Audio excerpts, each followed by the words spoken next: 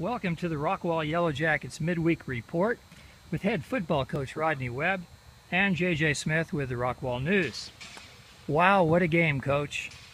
You lost Friday night to Mesquite Horn 35-33 on a last-second 27-yard field goal at AT&T Stadium after losing that onside kick. That must have been a heartbreaking loss.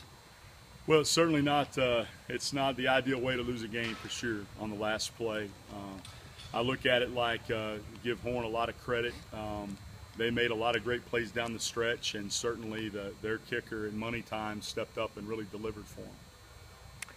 What was it like to play at AT&T Cowboy Stadium? How did the Yellowjackets feel about that? Well, it's always very special. It's just a great experience. The game notwithstanding, the experience of playing there from the moment that the bus enters the tunnel down into the bowels of the stadium, the locker room experience, sitting in the stands watching the previous game, and just taking it all in, seeing the video board. And then I think for the kids, that moment of running out on the field.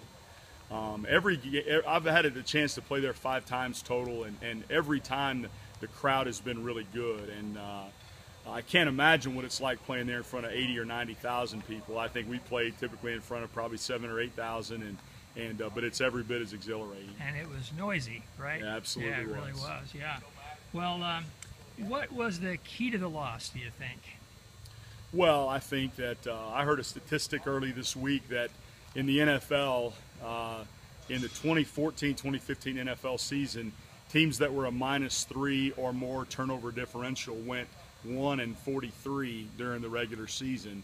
We were a -4 turnover differential, and we didn't win the game. And I think the bottom line is you can always point to a lot of different things, but ultimately the fact that we had 4 turnovers and they had none were the primary contributing factors. Can you help the fans here to imagine what was going on in those last couple of minutes after Jacob kicked that 40-yard field goal? So what happened in those last 2 minutes, and how did it feel? Well, it's things happen really fast late in the game. Horn's in a hurry-up offensive mode, and to their credit, their quarterback and receivers, their quarterback was great on the last drive, and he threw strikes every ball that he threw. I think they were 100% on the last drive in completions, and so at that point in time, you're trying to get your kids out there lined up and put them in the best possible position for success. The onside kick, it's one of those things. I mean, you work it in practice. We work it every week in practice, and again, I give them credit. Their kicker stepped up and had a great onside kick. And a good onside kick, typically, you're going to have about a 50-50 chance of recovering it. And so he put it on the money, that onside kick, and they happened to fall on it, and rest is history. Well, now the Yellowjackets did some great things, some great plays. Looks like your quick strike offense is coming back, it's starting to gel. 2 long passes, 2 long pass plays, scoring touchdowns by Will Reed. Tell us about that a little bit. Well, I think more than anything, offensively, our success was set up by a better running game this week. Our passing game is really contingent upon a successful running game. We're a big play-action team, and so primarily we had more success running the ball, so I think people see more success in the passing game, but it was really because we were able to run the ball more effectively. I see. Now, Caleb scored on about a 40-yard run, didn't he? Yes. About a 38-yard run, exactly, yeah.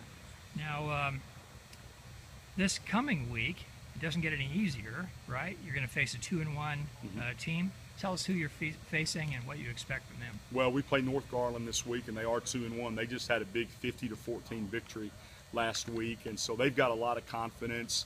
That's a program on the rise, and we feel like they're going to show up expecting to win with a lot of swagger about them, and so I think it's going to be really important for us to start fast on Friday night. And this begins district play, right? It does. It's the first district game, so at the high school level, the non-district record really doesn't mean anything. So in 11-6A this week, everybody's 0-0. Right. Well, you said at the beginning of the year that you were preparing for district, getting the Yellowjackets ready for district. Do you think you're prepared? Well, we'll see on Friday night. I think we've made improvement each week, and we have cut down on mistakes in different areas from week to week. I'm going to go back to the turnover thing. That's the area. We have to create more on defense, and we've got to take better care of it on offense. And that's the biggest glaring issue right now that we've still got to get shored up. Everything else is really coming along quite nicely. Well, Coach, we wish you the very best as usual. We're rooting for you. The Yellowjackets are looking great.